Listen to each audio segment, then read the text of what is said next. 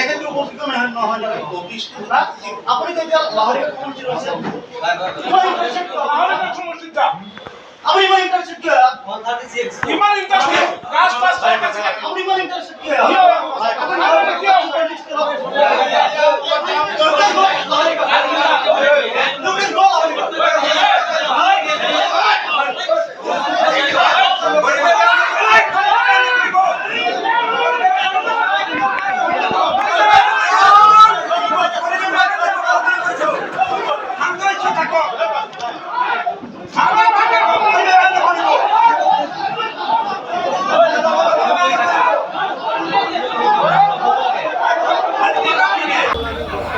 আমি daily meeting কৰিছো ইয়াত ডেইলি মিটিং কৰিছো কেনেকা হ'ব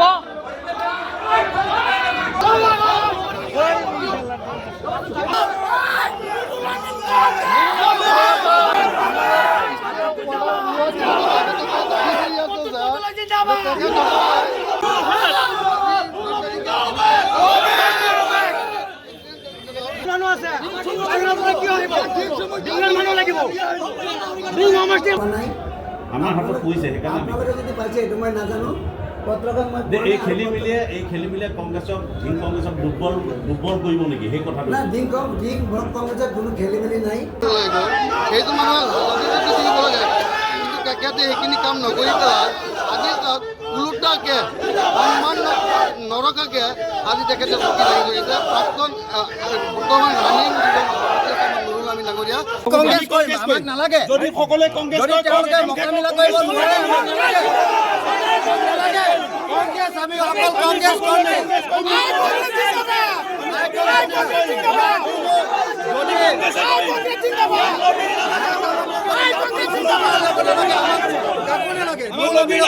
হাবিকুল ইছলামক কংগ্ৰেছ কৰিম আমাৰ তেজত কংগ্ৰেছ হৈছে আমি অকল কংগ্ৰেছ কৰিম আমি কোনো নুৰুল আমিনক চিনি নাপাওঁ আমি কোনো হাবিকুলক চিনি নাপাওঁ আমি লবি কংগ্ৰেছ আমি দল জিলা পৰিষদৰ টিকেট এজনক বেছি দিছে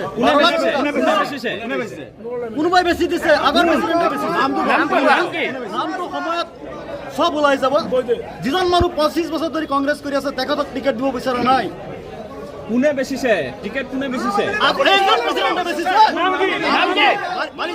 বালিচত্ৰ জিলা পৰিষদত বালিচত্ৰ জিলা পৰিষদত নামটো কোৱা সময়ত আপোনালোকে চাব এতিয়া মই নাম নকওঁ এইটো আমাৰ দলীয় কিছুমান আমাৰ দায়িত্ব কৰ্তব্য আছে কিমান টকাত কি কৈছে 15 লাখ টকাত বেছি কুমটুমীয়া জিলা পৰিষদৰ টিকেট 15 লাখ টকা নুৰুল আমিনে বেছিছে কোনে বেচিছে নুৰুল আমিন নিজে বেছিছে নুৰুল আমিনে বেচিছে বালিচত্ৰ জিলা পৰিষদত আৰু ক'ত বেচিছে আৰু ক'ত বেচিছে আৰু ক'ত বেচিছে বালিহত্ৰ বলগুৰি আঞ্চলিক পঞ্চায়তৰ কেন্দ্ৰীয় টিকেটৰ পৰা পইচা ল'ব পাৰে কংগ্ৰেছৰ লগত কিবা বিবাদ কৰিছে নেকি কি আজি ঘটনা কৰিছে আৰু মই সেইটো আপোনালোকক মই লিষ্ট দি দিম আৰু ইয়াৰ ক্ষেত্ৰতো প্ৰেচিডেণ্ট হয় সেইটো লিষ্ট যদি টিকেট নহয়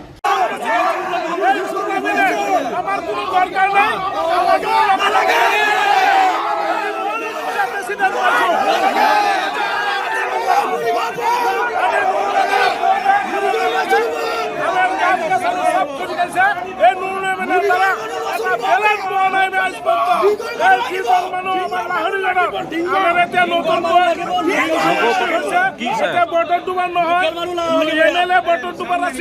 এমএলএ আমার না লাগে আমি বহুত দিন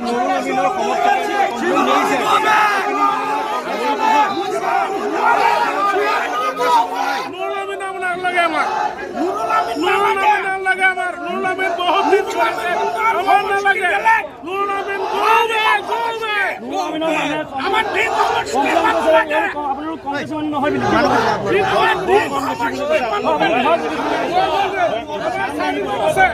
আমার সার্টিফিকেট আছে আমি মন্ডলের ভাইস প্রেসিডেন্ট আৰু আগৰ দিনৰ সাৰ্টিফিকেট আছে মোৰ বড় কংগ্ৰেছ আছে কি আছে আমি দলীয় কংগ্ৰেছ নহয় আমি সাৰ্টিফিকেট দি দিম নুৰুল আমিনৰ নেতৃত্বত আমি নচলো বুজিছে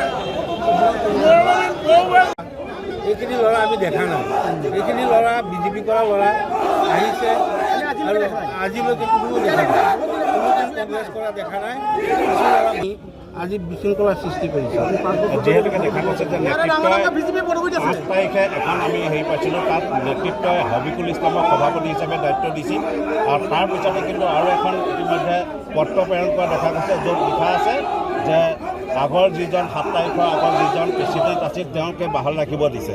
নেতৃত্বৰ এই খেলি মেলিৰ বাবে আজি দেখা গৈছে ধিং ব্লক কংগ্ৰেছত এটা যুদ্ধদেহী পৰিস্থিতি দেখা গৈছে। নিজৰ ভিতৰতে দুটা পক্ষৰ মাজত এনেধৰণৰ এটা তৰ্কাতৰ্কি হুলস্থুল সৃষ্টি হৈছে। কি ক'ব এই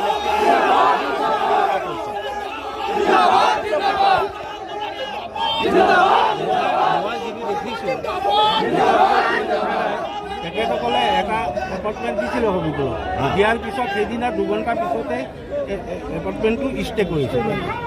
সেই খবৰটো এতিয়ালৈকে কিন্তু কাগজ হবিকুল ইছলামৰ হাতত পৰাহি নাই। এইটো আমি হাতত পৰিছে, নিশ্চিত পৰিছে। আজি আমাৰ লগতো আছে, আপোনালোকক দেখাই দিম, এতিয়া লগতে আছে দেখাই দিম। আৰু তেখেতক হেৰি কৰি ষ্টে কৰি আমাৰ মোক আগৰ প্ৰেচিডেণ্ট হিচাপে কণ্টিনিউ কৰিছে। এতিয়া তেখেতে দুই চাৰিজন বিজেপি ল'ৰা আনি হুলস্থুল কৰিছে। আপোনাৰ কথা যিসকল লোকে ইয়াত বিৰুদ্ধে আপোনাৰ বিৰুদ্ধে ইতিমধ্যে শতাধিক লোকে এতিয়া যিটো ধৰ্ণা দিছে এইসকলক বিজেপি বুলি আপুনি ক'ব বিচাৰে? শতাধিক নহয়, আপুনি চাওক। 50ৰ ওপৰত নাই আমি যিটো দেখিছোঁ ছবিয়ে মিছা কথা নহয়। 50ৰ ওপৰত 50জনে দেখিছে, 50জনে দেখিছে। এতিয়া চাওকচোন ইমান এইসকলক বিজেপি বুলি ক'ব বিচাৰে নেকি? নাই চব নহয়, তাৰ ভিতৰত কংগ্ৰেছীও আছে। বিজেপিৰ 2-4টা ল'ৰা আহি এই হুলস্থুলীয়া পৰিৱেশ কৰিছে। কিন্তু আমাৰ APCCয়ে মোক আগৰ যিজন প্ৰেচিডেণ্ট আছিলে তেওঁক কণ্টিনিউ কৰি দিছে। আপোনাৰ ওপৰত এটা অভিযোগ আনিছে, 12 টকালৈ টিকেট দিয়া অভিযোগ এটা আনিছে। জিলা পৰিষদৰ প্ৰাৰ্থী এতিয়ালৈকে আপোনাৰ দায়িত্ব নাই যদিও তেওঁলোকে বিৰোধী সমৰ্থকে আপোনাক কৈ আছে যে তেওঁ ইতিমধ্যে জিলা পৰিষদৰ সদস্যৰ কাৰণে প্ৰাৰ্থিত্বৰ কাৰণে 12 লাখৰ পৰা 15 লাখ টকা ইতিমধ্যে আপুনি আনিছে বুলি এটা অভিযোগ। আপোনালোকে জানিছে, ৰ'ব মই কৈছোঁ, এইটো ধৰক আমাক ল'বলৈ দিয়া নাই, দৰখাস্তই ল'ব দিয়া নাই জিলা পৰিষদৰ দৰখাস্তই আমাক ল'ব দিয়া নাই। এইটো DCCয়ে ল'ব, জিলা কংগ্ৰেছে ল'ব, আমাক তাত চুবই দিয়া নাই। আৰু তাত আমি কেনেকৈ ইয়াত ডিঙত দপদপনি নচলিব। আমাৰ ডিঙৰ ৰাইজে হাত পাতি নাথাকে। আমাৰ ডিঙৰ ৰাইজ জাগ্ৰত উঠিছে। কিমান হাজাৰ ৰাইজ আহিছে হবিকুল ইছলামৰ পক্ষত। হবিকুল ইছলাম থাকিলে এবাৰ কংগ্ৰেছ জিকিবই 100% জিৰ আছে। বহুত দেৰি আছে। একচুৱেলি মই ক'ব গ'লে আমাৰ নেতৃত্বৰ কোনো দুখ নাই, নেতৃত্বৰ ইয়াত একো দুখ নাই। মই সেইকাৰণে কৈছোঁ, যোৱা 8 মাৰ্চ অল ইণ্ডিয়া নেশ্যনেল কংগ্ৰেছৰ ৱেবছাইটত এটা লিষ্ট লঞ্চ হৈছিল। All over Assam new block president যিবিলাক আছে তেওঁলোকৰ এটা নাম লিষ্ট এটা ওলাইছিলে। সেই লিষ্টত মোৰ চিৰিয়েল নম্বৰ আছিল 129। সেই লিষ্ট মতে পিছদিনাখন মোক জিলা কংগ্ৰেছে মাতি নি তাতে মোক আদৰণি জনালে এজ এ ব্লক প্ৰেচিডেণ্ট। অকল মই নহয়, মোৰ লগত আৰু 14জন ব্লক প্ৰেচিডেণ্ট, নগাঁও জিলাৰ 14জন ব্লক প্ৰেচিডেণ্ট চবকে এখন গামোচা দি ডিং ব্লক কংগ্ৰেছৰ এখন নিৰ্বাচনী এইটো কি কয়, নিৰ্বাচনৰ মানে আপোনাৰ যিটো ফৰ্ম দিয়া যায়, এই ফৰ্মৰ মোক এটা ফাইল দিলে আৰু ভোটাৰ লিষ্ট মোক দিলে। দি মই সিদিনাখন প্ৰায় 45খন গাড়ী লৈ গৈছোঁ এই এপইণ্টমেণ্টটো আনিবৰ কাৰণে। কিন্তু এপইণ্টমেণ্টটো ঊৰ্ধ্বতন কৰ্তৃপক্ষই ইছ্যু কৰাত অলপ পলম হৈছিল। তাৰপিছত যোৱা 19 মাৰ্চ তাৰিখে আবেলি 3টা বজাত মোক দলীয় কৰ্তৃত্বই মোক এপইণ্টমেণ্ট আনুষ্ঠানিকভাৱে প্ৰদান কৰিছে। আৰু সেই এপইণ্টমেণ্টমতে আহি মই কাৰ্যভাৰ গ্ৰহণ কৰিছোঁ। আৰু মই কাৰ্যভাৰ গ্ৰহণ কৰোঁতে মাননীয় সাংসদ প্ৰদ্যুৎ বৰদলৈ, নগাঁও লোকসভাৰ সাংসদ প্ৰদ্যুৎ বৰদলৈ, অসম প্ৰদেশ কংগ্ৰেছৰ 2জন সম্পাদক, জিলা কংগ্ৰেছৰ প্ৰতিনিধিৰ উপস্থিতিত ডিং ব্লক কংগ্ৰেছ কমিটিৰ এখন ৰাজহুৱা সভা বহে। এই সভাত আমাৰ মাননীয় সাংসদ প্ৰদ্যুৎ বৰদলৈদেৱে মোক দায়িত্বভাৰ চম্ভাই দি থৈ গৈছে। আৰু এজ এ প্ৰেচিডেণ্ট তেওঁ মোক এখন গামোচা পিন্ধাই ৰাইজৰ আগত ইষ্টাব্লিছ কৰি থৈ গৈছে। প্ৰথমতে মই দলীয় ফালৰ পৰা মই আজি উপস্থিত যিখিনি কংগ্ৰেছ কৰ্মী আছে চবকে মই ধন্যবাদ জ্ঞাপন কৰিছোঁ। কংগ্ৰেছ দল এটা বৃহৎ সাগৰ দল, এইটো মুষ্টিমেয় এটা দল নহয়। গতিকে আজি মই শুনা পাইছোঁ যে কিবা নুৰুল আমিন নামৰ এজন মানুহ আহিছে, তেখেত আগতে তেওঁৰ লগত পুলিচ লৈ আহিছে। তেওঁ যদি ব্লক প্ৰেচিডেণ্ট, তেওঁ আহি পেলাই মোৰ ৰুমত সোমাইছে। মই তেখেতে ক'লোঁ আপুনি বহক, এখন চকী মই আগবঢ়াই দিছোঁ, আপুনি বহক। তেখেতে কৈছে মই নবহোঁ, মোৰ দৰজা খুলি দিব লাগে। তেতিয়া কিছুমান চৰকাৰে কৈছে দৰজাটো এতিয়া খুলি দিয়াৰ পৰিৱেশ নাই, গতিকে যিহেতু টাইম অভাৰ হৈ গৈছে, আমাৰ এতিয়া অফিচ বন্ধ কৰাৰ টাইম হৈছে। তাৰপিছত তেখেত বাহিৰলৈ গ'ল। যোৱাৰ পিছত গৈ পেলাই কি হুলস্থুল কৰিছে সেইটো মই একো ক'ব নোৱাৰোঁ। নহয়, যিহেতুকে নুৰুল আমিনকো এখন পত্ৰৰ দ্বাৰা তেওঁক চাৰ্জ দিয়াৰ কথাটো উল্লেখ আছে, য'ত নেকি কংগ্ৰেছৰ PCC ছেক্ৰেটাৰী